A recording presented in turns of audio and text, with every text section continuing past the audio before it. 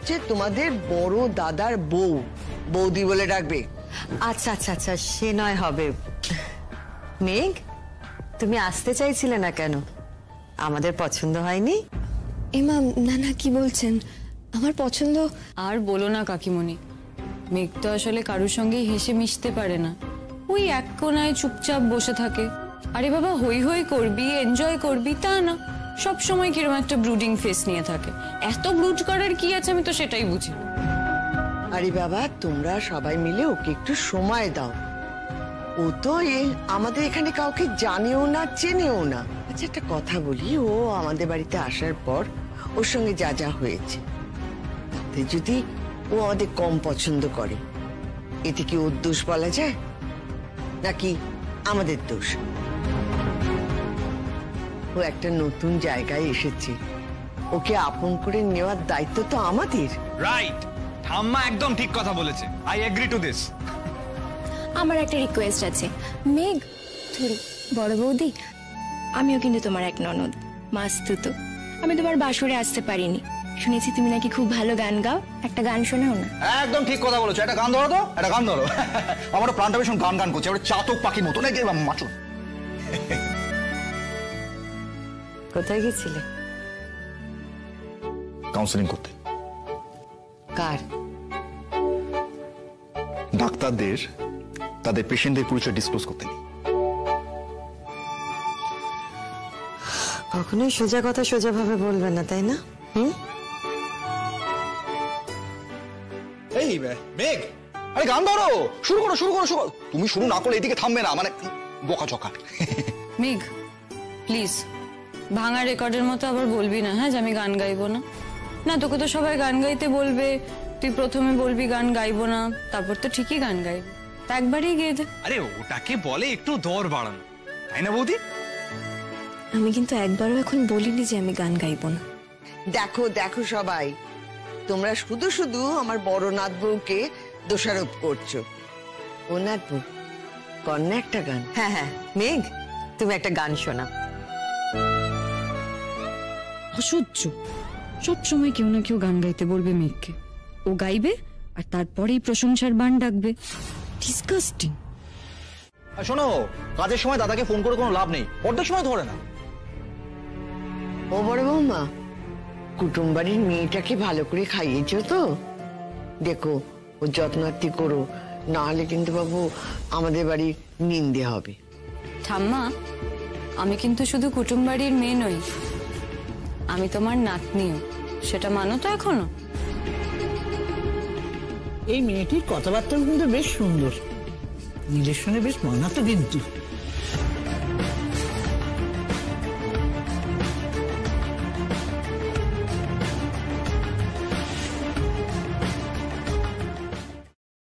কেন, মেঘের সঙ্গে কি কম মানিয়েছে নাকি ঠাকুরজি? ও বড় বৌমা, তুমি বরঞ্চ ময়ূরীকে বসিয়ে দাও, ও খেয়ে নিক। ঠাম্মা, আমি তো এখন খেতে পারবো না। কেন খাবে না কেন? কোনো ব্রত করেছো নাকি? না না, সেরম কিছু না, আসলে মেঘ না খেলে আমি কোনোদিনই খাই না। ও লেখাপড়া নিয়ে অনেক সময় ব্যস্ত থাকে, এক্সট্রা ক্লাস করে, তারপর গ্রুপ স্টাডি করে লেট করে ফিরতো, তখনও আমি ওর জন্য খাবার নিয়ে বসে থাকতাম। আমাদের আর কি ছোটবেলা থেকেই এই অভ্যেসটা, একদম মেঘ ছোট্ট ছিল তখন থেকে ওর সব কাজ তো আমিই করে দিই। হ্যাঁ, কিন্তু আজ তো মেঘে নিচে এসে খাওয়া হবে না, ও ঘরেই থাকবে। নীল নিচে এসে খাবে।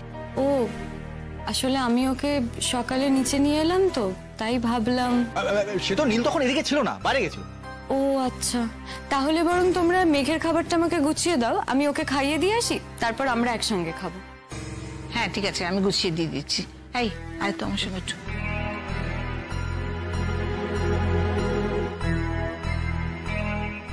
নীলের মাকে দেখে বেশ বুঝছি ইনি মেঘকে পছন্দ করছেন না, আমার দিকে পাল্লা ভারী আছে। এই ভালো মানুষটা চালিয়ে যাব, উনি মেঘকে কোনোভাবেই আমার জায়গাটা দিতে পারবেন না। আর মেঘ, তোকে আমি আমার জায়গায় এমনি করে নিয়ে নিতে দেব না। শুধু শুধু তুই আমাকে দিয়ে অনেকগুলো খারাপ কাজ করাচ্ছিস রে।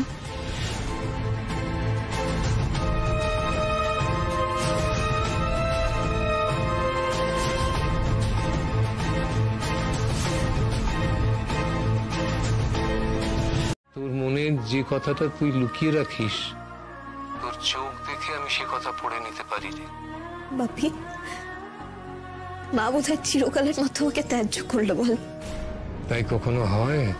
আমি জানি বাপি, মা বোধহয় আমার সঙ্গে আর কোনোদিনও কথা বলবে না। বলবে, ঠিক বলবে, একটু সময় দে, ও একটু সামলে নিক। সবকিছুতেই তোর মায়ের আউটবার্স্ট একটু বেশি, হিতোতে একটু সময় লাগে।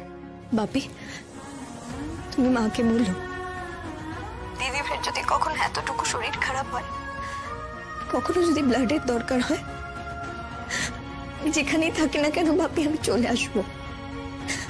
আমি দিদি ভাইকে কষ্ট পেতে দেখতে পারি না বাপি। সেটা কি তোকে আমায় বলে দিতে হবে রে? আমি জানি তার পাশে আমরা পৌঁছবার আগে তুই পৌঁছবি, আমরা না থাকলেও তুই পাশে থাকবি। বাপি, কাল মা আসবে তো? আমি তো চেষ্টা করবো ওকে নিয়ে যেতে, তবে হ্যাঁ, খুব জোর করব না। লেবু কচলে তেঁতো করে আমি বিশ্বাস করি। ও যদি একটু সময় নেয় সবটা মানিয়ে নিতে নিক, আমি যাব এইটুকু বলতে পারি।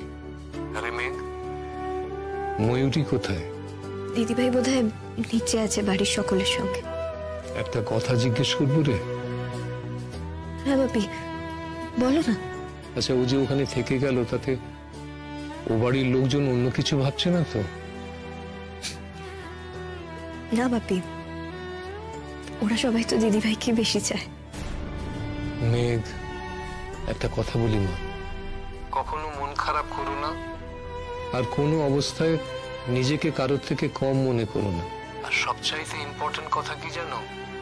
মনের দরজা জানলাগুলো খোলা রাখো, যাতে ভালোবাসার বাতাসটুকু ঢুকতে পারে। দরজা বন্ধ পেয়ে বাইরে থেকে গুমড়ে ফিরে না যায়। কি শুনছো তুমি আমার কথাগুলো? শুনছি বাপি। বুঝতে পারছো? হ্যাঁ। মানবে তো কথাগুলো? আর একটা কথা, এটা আমার অর্ডার বলতে পারো। আমি অর্ডার করছি আমার ছোট মেয়েকে, সে যেন সবসময় চোখের জল না ফেলে। সে যেন তার বাপির সঙ্গে কথা বলা শেষ করে চোখের জল মুছে তার নতুন সংসারের দিকে তাকায়। আমি বলছি, চোখ মেলে দেখ, জীবনের সব থেকে বড় সম্পদ হলো ভালোবাসা। সেটা তো সামনেই রয়েছে। কি মোছা হবে চোখের জল? হবে। Good girl. এখন রাখি। বিশ্বাস করবে না, সেটাও শুধুমাত্র আপনারই জন্য।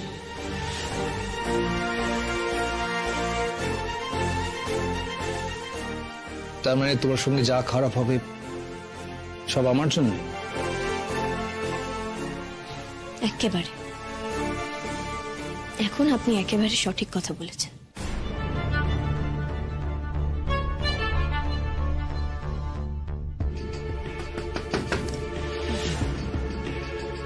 আসবো?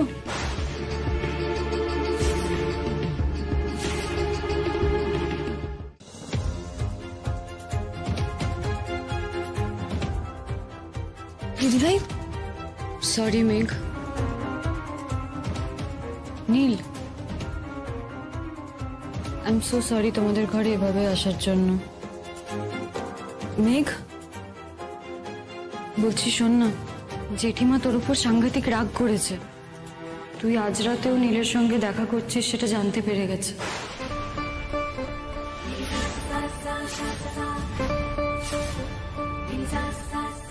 তোকে নিচে ডাকছে। মা জানলো কি করে আমি এখানে?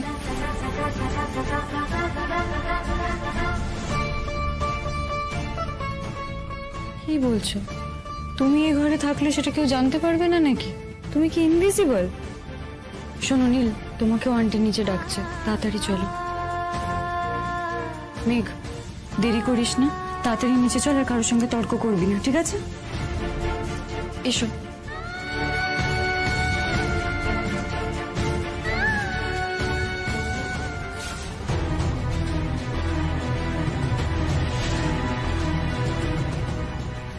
আমার সাজানো চিত্রনাট্যে তোর জীবন চলবে মেঘ।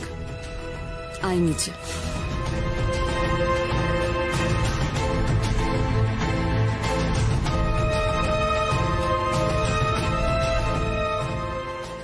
মেঘ, তুমি এসব নিয়ে চিন্তা করো না, ভয় পেও না, আমি কথা বলবো মায়ের সঙ্গে। স্যার, আমি আপনার পায়ে পড়ছি, আপনি প্লিজ আমার আর বিপদ বাড়াবেন না। আমি তো বলেছিলাম আপনাকে, আমার সব অপমানের কারণ শুধুমাত্র আপনি। আবারও তার প্রমাণ পেলেন তো, যে অপমানটা আমার এবার নিচে হতে চলেছে সেটার দায়ী কে, তা একবার সারা রাত ভেবে দেখবেন।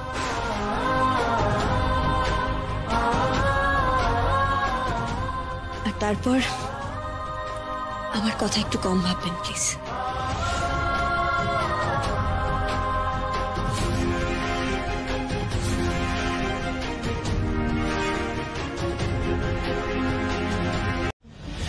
না মা, ওখানে আমি কথা বলতে গেছিলাম মেঘের সাথে। এর বাইরে যদি তুমি কিছু জেনে থাকো তো সেটা ভুল জেনেছো।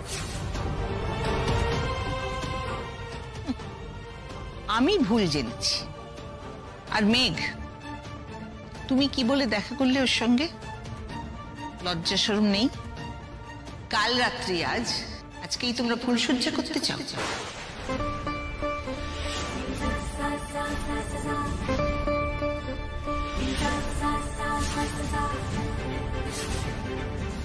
বড় বৌমা, কি হয়েছে তোমার? সকলের সামনে কি ধরনের কথা? নিজেকে সামলাও। আমাকে তুমি সামলাতে বলছো মা? আমি কি করে নিজেকে সামলাবো? ও যা করেছে তাতে আমি আর কি বলতে পারি? তুমি আমাকে বলে দাও। ও কি জানে না যে আজ ওদের কাল রাত্রি? ও জানে না আজ ওর সঙ্গে নীলে দেখা করতে নেই? একবারই লোকের সামনে আমার মাথাটা কতটা হিট করে দিল। ওর নিজের নির্লজ্জতায় আমাকে কতটা হাস্যাস্পদ করে তুললো সকলের সামনে।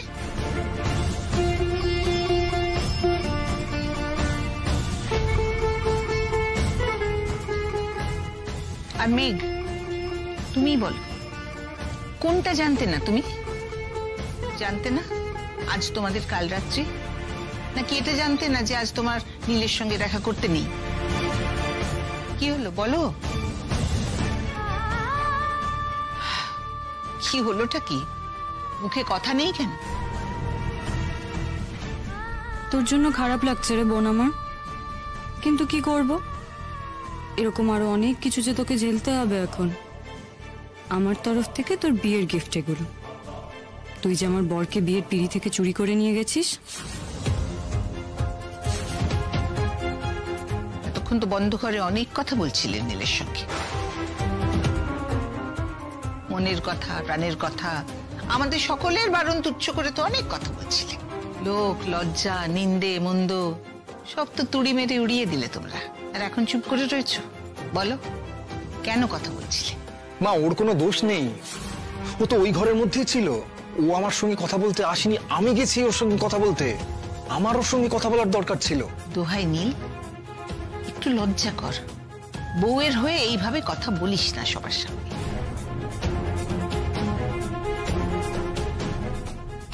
হ্যাঁ গো নতুন বউ, এটুকু জানা নেই তোমার যে কাল রাত্রির দিন স্বামীর মুখ দেখলে তার আয়ুক্ষয় হয়?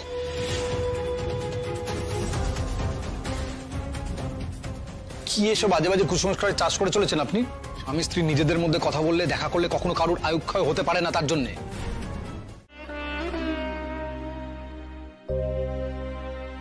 মা, ওর কোনো দোষ নেই, ও তো ওই ঘরের মধ্যেই ছিল। ও আমার সঙ্গে কথা বলতে আসেনি, আমি গেছি ওর সঙ্গে কথা বলতে। আমার ওর সঙ্গে কথা বলার দরকার ছিল। তোমার বা তোমাদের সমস্যাটা তো এটা যে মেঘ এ বাড়িতে বউ হয়ে এসছে।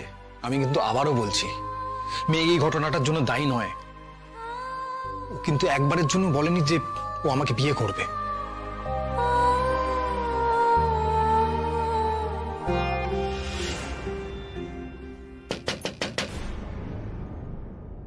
এখন কে আবার স্যার নন তো?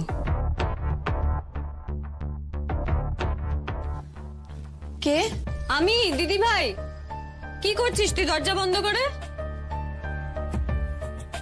দরজা বন্ধ কেন? আবার কি নীল এসেছে? আবার দুজনে মিলে এত বাড়াবাড়ি করবে? নীলকে তো বলা যায় না, বাড়াবাড়ি তো করছে সেই বিয়ের আসর থেকে।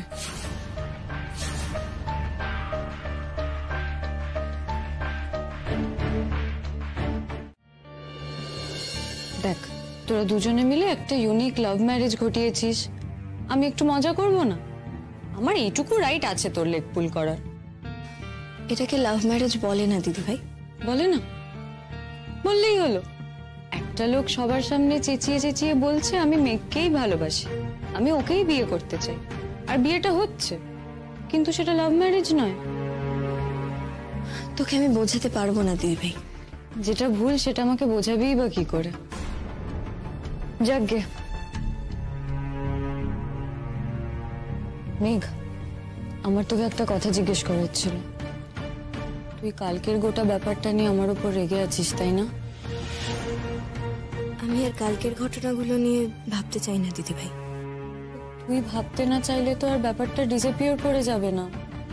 সত্যি করে বলতো, ঠাম্মার মতো তোরও মনে ঢুকে আছে তো কেন আমি নিচে গিয়ে তুই আর নীল একসঙ্গে আছিস সেটা জানালাম? দিদি ভাই, তুই আমাকে এত এক্সপ্লেনেশন কেন দিচ্ছিস? আমি কি তোকে একবারও সে কথা বলেছি? বলিসনি, কিন্তু নিশ্চয়ই ভাবছিস, ভাবাটাই তো স্বাভাবিক। থাক না দিদি ভাই, আমি এই কথাগুলো সব ভুলতে চাই। কিন্তু আমি যে স্বস্তি পাচ্ছি না। ছোট বোন তার নিজের দিদি ভাইকেই ভিলেন ভাবছে। দিদি ভাই, তুই কেন আমাকে ছোট করছিস বলতো? প্লিজ আমাকে এক্সপ্লেন করতে দে, আমি তোকে বোঝাচ্ছি কাল কি হয়েছিল। তা আমি তো খাবারটা নিয়ে এসেছিলাম তোকে খাওয়ানোর জন্য, আমি বাইরে থেকে তোদের দুজনের আওয়াজ শুনতে পেয়েছিলাম, তাই আমি নিচে চলে গেছিলাম। ব্যাস ওরা আমাকে দেখে ফেললো, দিয়ে কি প্রশ্ন করছে আমাকে। মেঘ বলছে খাইনি কেন, খাবার ফেরত নিয়ে এলে কেন। আমি মিথ্যেও বলেছিলাম মেঘের খুব শরীর খারাপ করছে, ও পরে খেয়ে নেবে। সেটা শুনে কাকুমণি কাকিমণি দুজনেই ওপরে আসতে চাইছিল। আমি সেটা শুনে না ঘাবড়ে গেছিলাম মেঘ। ওরা এসে যদি তোদের খুব ক্লোজ অবস্থায় দেখে ফেলতো। দিদি ভাই, তুই আমাকে এত এক্সপ্লেনেশন কেন দিচ্ছিস? আমি কি তোকে কিছু জিজ্ঞেস করেছি বলতো?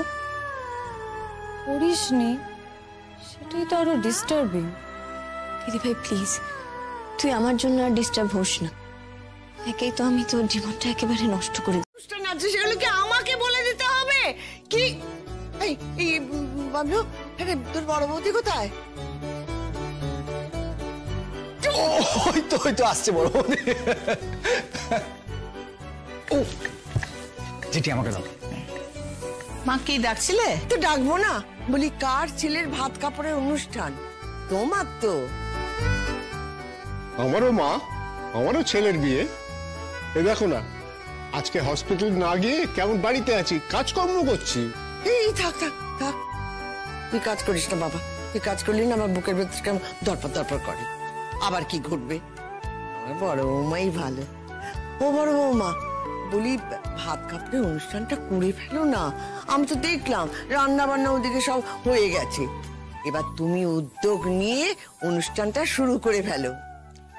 কি দরকার মা এসব অনুষ্ঠানের? কোনো রীতিনীতি নিয়ম কানুন কিছুই তো মানা হচ্ছে না। আমার আর এসব নিয়ম কর্ম করতে ভাল লাগছে না, শেষ হলে বাঁচি। ওমা, ও কি কথা? হ্যাঁ মানছি যে একটা দুটো গন্ডগোল হয়েছে, কিন্তু তা বলে মা হয়ে অমন কথা বললে চলে? ওই তো ছোট বৌমা এসে গেছে।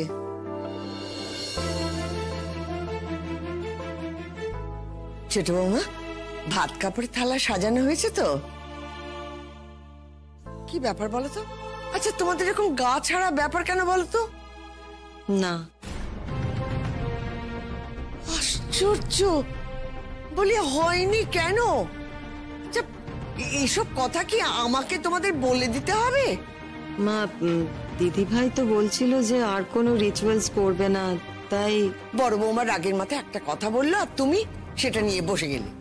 যাও যাও, ভাত কাপড়ের থালাটা সাজাও। যাচ্ছি মা, কিন্তু দিদি ভাই যে কথাটা বলেছে ওটা কিন্তু আমিও মানি। কাল রাত্রের নিয়ম কিন্তু আপনার নাত বউ মানেনি, তাহলে আর এই সমস্ত বেকার। তুমি থামবে? তোমাকে কি বলা হলো?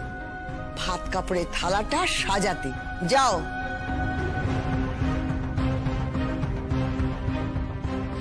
কই গো, তোমরা আমার দাদু ভাইকে ডাকো, নাত বউকে ডাকো, আজ কিন্তু বাবু তোমাদের না ভালো করে শাঁখও বাজাতে হবে, উলুও দিতে হবে। হাজার হোক আমার বড় নাতির ভাত কাপড়ে অনুষ্ঠান বলে কথা। এসে গেছি এসে গেছি এসে গেছি, আমরা এসে গেছি, বরকে নিয়ে এসে গেছি। এই যে বর। মেঘ, হাতটা বাড়া, আমি ধরছি।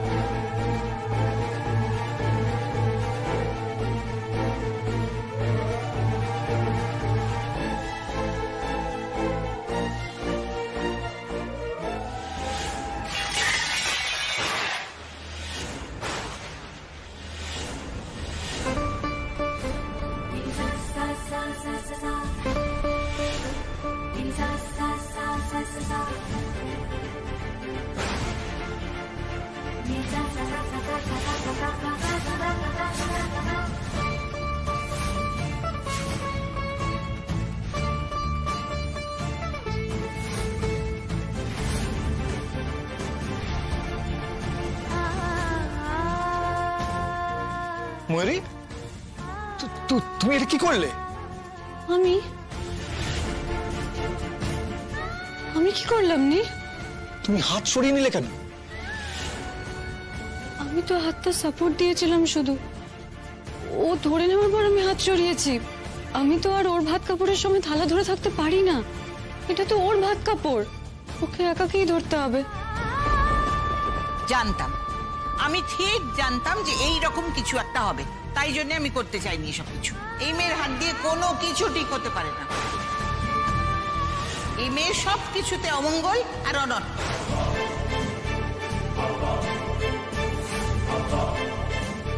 তুমি ওকে দোষ দিচ্ছ কেন? আচ্ছা ময়ূরী, তুমি যদি হাতটা ছেড়েই দেবে তাহলে আগবাড়ি ওর হাতটা ধরতে গেলে কেন? দেখছো ভারী একটা জিনিস, তুমি নিজেও তো ওই থালাটা আনতে পারছিলে না, এখন বোনের হাত ধরে সেটা ছাড়ার আগে তোমার একটিবার মনে হলো না ওই ভারী থালা ও একা ধরবে কি করে? আমি তো শুধু একটা সাপোর্ট দিতে চেয়েছিলাম ঠাম্মা। জেঠি, ও জেঠি, তুমি প্লিজ রাগারাগি করো না, কোনো অমঙ্গল হবে না। আমি ঠাকুরের কাছে আলাদা করে পুজো দিয়ে দেবো। আমি বুঝে গেছি, এই সংসারের অমঙ্গল ছাড়া আর কিচ্ছু হবে না। আচ্ছা আচ্ছা দিদিভাই, এখন আর চেঁচামেচি করে কি লাভ বলো তো? হ্যাঁ, বর্ষা, বর্ষা এদিকে আয়, এইগুলো সমস্ত পরিষ্কার করে তুলে নিয়ে যা, আর জায়গাটা পরিষ্কার কর তাড়াতাড়ি।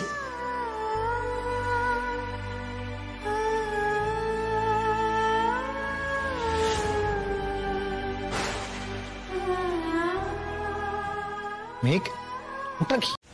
সব, আই প্রমিস ইউ।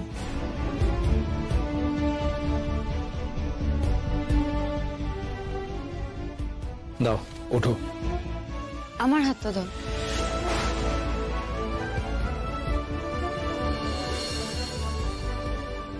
থাক ময়ূরী, তুমি সরে যাও, আমি তো আছি।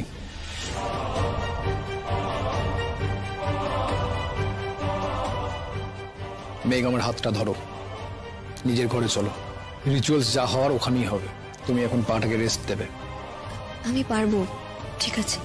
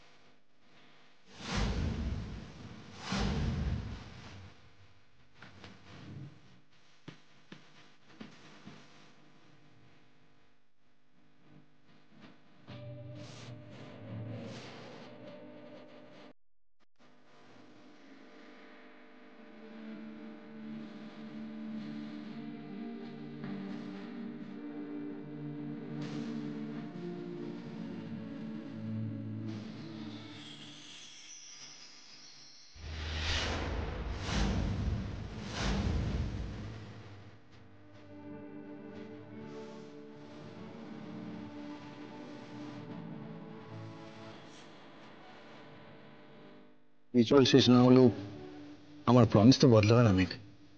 তোমার সারা জীবনের সব দায়িত্ব আমার, ভালো মন্দ সবকিছুর।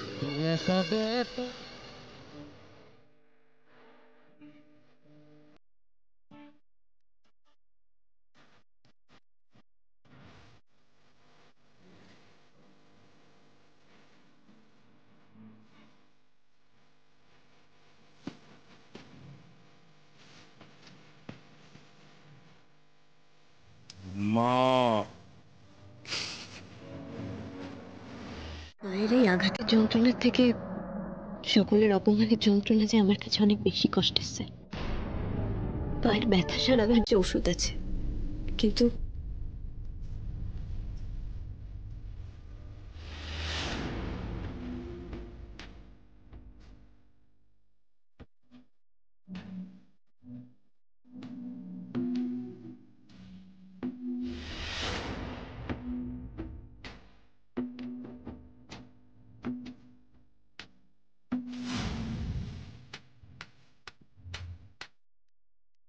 মেঘ তাকাও, তাকাও আমার দিকে, আমি রিকোয়েস্ট করছি মেঘ তাকাও।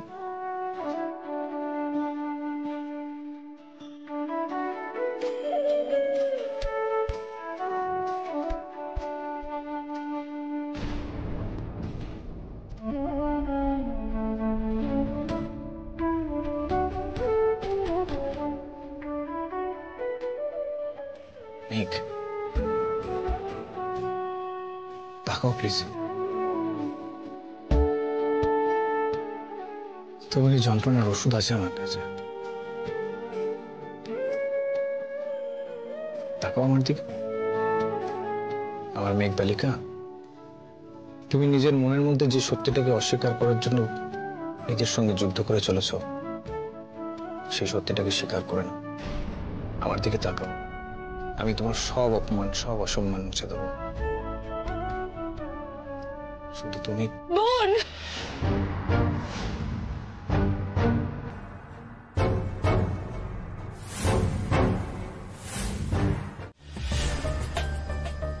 যে কেউ তো সেটাই ভাববে আমার বদলে তোর বিয়ে হলো, তাই আমি ইচ্ছে করে তোকে বিপদে ফেলছি। দিদি ভাই প্লিজ। ময়ূরী, তুমি নিজেই কিন্তু এসব ভাবছো। আমার ভীষণ খারাপ লাগছে নীল। মেঘ, আমি বুঝতে পারছি না আমি তোর ব্যথা কি করে কমাবো। আমার ছোট বোন বিয়ের মধ্যে এভাবে ইনজিওর্ড হয়ে গেল, আমি তো এটা ভাবতেই পারছি না। আচ্ছা ঠিক আছে ময়ূরী, তুমি শান্ত হও, শান্ত হও। তুমি যে ইচ্ছে করে করনি সেটা সবাই বুঝতে পেরেছে। নীল, তুমি মন থেকে এই কথাটা বিশ্বাস করো তো? না করার কোনো কারণ তো দেখছি না। থ্যাংক ইউ নীল। তোমাকে একটা রিকোয়েস্ট করব, তুমি এখানে বেশিক্ষণ থেকো না। কেন? আমি এখানেই থাকবো। আজ তো তোমাদের ওই স্টুপিড কাল রাতের ফাত্তি নেই। নেই আমি জানি, কিন্তু তুমি যদি সারাক্ষণ মেঘের সঙ্গে থাকো তাহলে তো তোমার মা কাকিমা সবাই খুব রাগ করবে, অলরেডি করছে রাগ। সবাই ভাববে মেঘ তোমাকে নিজের কাছে আটকে রাখছে, তাতে মেঘ আরো অনেক বেশি সমস্যায় পড়বে।